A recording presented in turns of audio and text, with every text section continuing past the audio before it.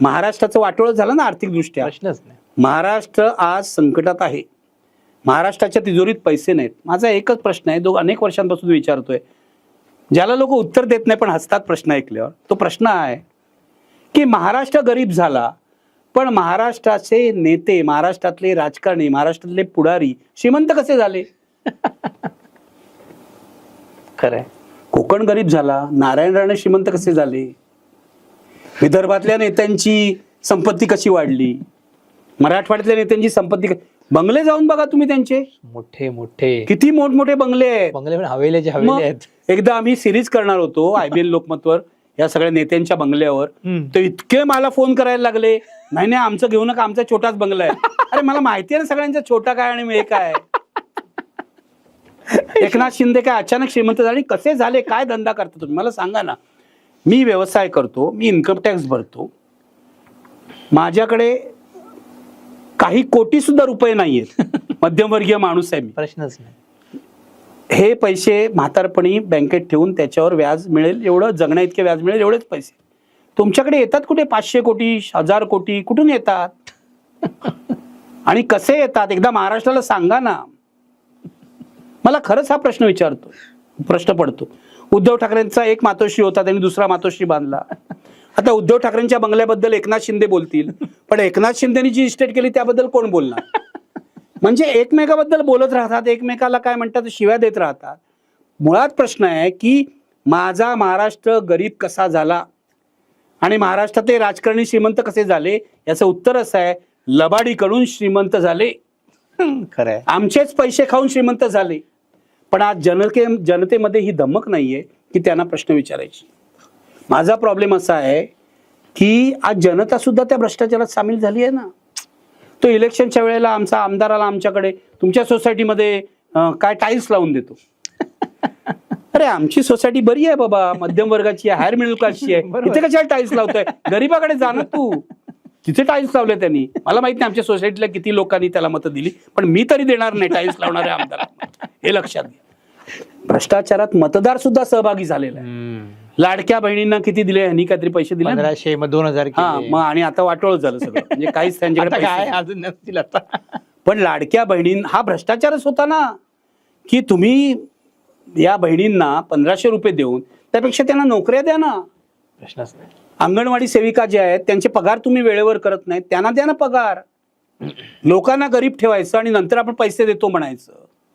ह्यांना लाज नाही वाटत का? मी तुम्हाला खरंच सांगतो, लोक म्हणतात तुम्ही फार जहाल बोलता. मी त्यांना सांगतो तुम्ही जाऊन जरा वाचा फुलेंनी काय लिहिलेलं आहे आणि प्रबोधनकारांची भाषा, किंवा आचार्य अत्रे काय बोलत होते या लोकांना.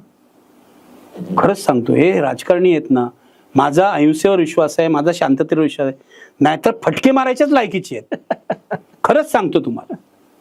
काय काय धंदे करतात हे अजून छापून आलेलं नाही, हे अजून टेलिव्हिजनवर कोणी सांगितलेलं नाही, आणि त्याचा खूनच पाडतील.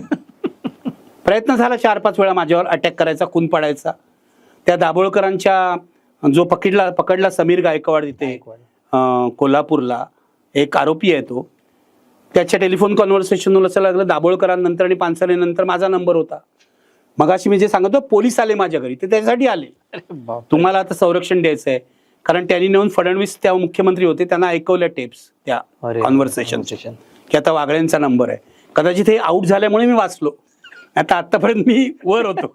तर माझं काय म्हणणं आहे, सनातन संस्था वगैरे या सगळ्या जे कोणी असतील, नावं महत्वाची नाही, या लोकांना तुम्हाला धर्माचा प्रचार करायचा आहे ना, तुम्ही कोणाकडूनही पैसे न घेता करा की. तुम्ही कशाला लोकांकडून पैसे उकळता आणि बुवाबाजी करता? मग कोणी बुवा बसतो म्हणजे मी एक कथा ऐकलेली आहे की बुवा म्हणे कमोडवर बसले आणि कमळं उगवली.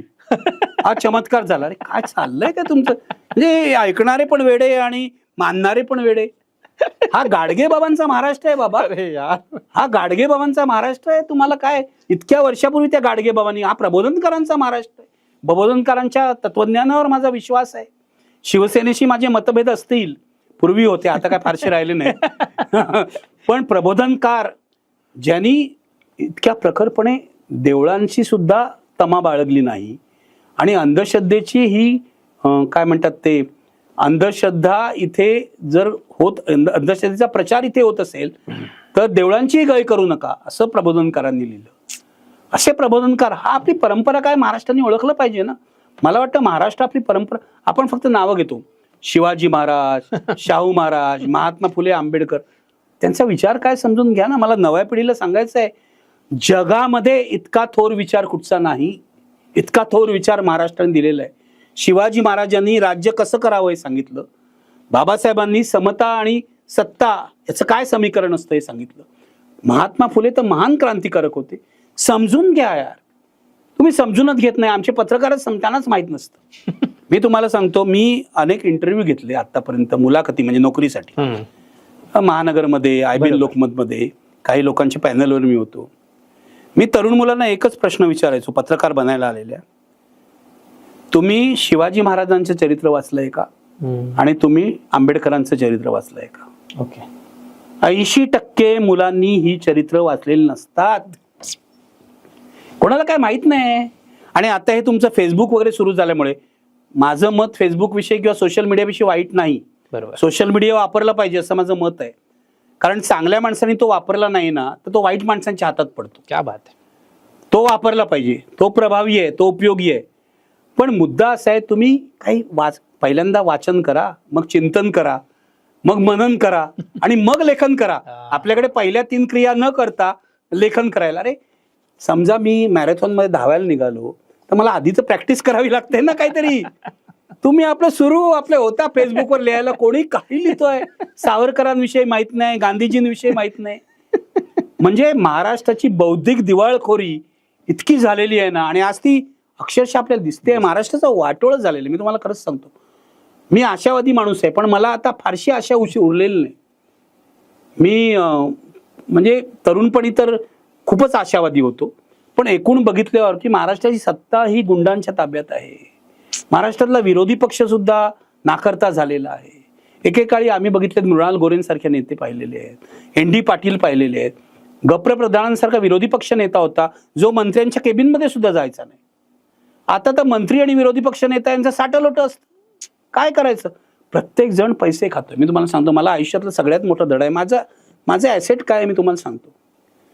माझी कमाई ही आहे की मी आत्तापर्यंत, माझं वय आता 67 चाललेलं आहे, मी आत्तापर्यंत 100% प्रामाणिक राहू शकलो.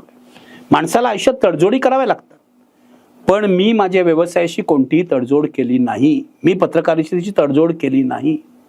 मला एकदा नितीन गडकरींनी सांगितलं होतं की तुम्ही आणि कुमार केतकर दोघंही माझ्या विचारांच्या विरोधी आहेत, हे मला माहिती आहे, पण मी तुमचा आदर करतो कारण तुम्ही प्रामाणिक आहात. क्या बात. हे नितीन गडकरी हे बोलू शकतात. भाजपचे नेते पूर्वी, आत्ताचा भाजप नाही, आत्ताचा भाजप फार बेकार झालेला आहे, देवेंद्र फडणवीस वगैरे यांच्याशी चांगले संबंध माझे होते. आणि ते एकाच गोष्टीवर, त्यांना माहिती होतं हा माणूस आपल्या विचारांचा नाही, भाजपच्या विचारांचा नाही, हा धर्मांधतेच्या विरोधी आहे, हा अंधश्रद्धेच्या विरोधी आहे. पण ते माझा सन्मान का करायचे? हा माणूस प्रामाणिक आहे, हा खोटं बोलणार नाही, एवढं त्यांना पाहिजे. मला ढोंगबाजीचा भयंकर राग आहे.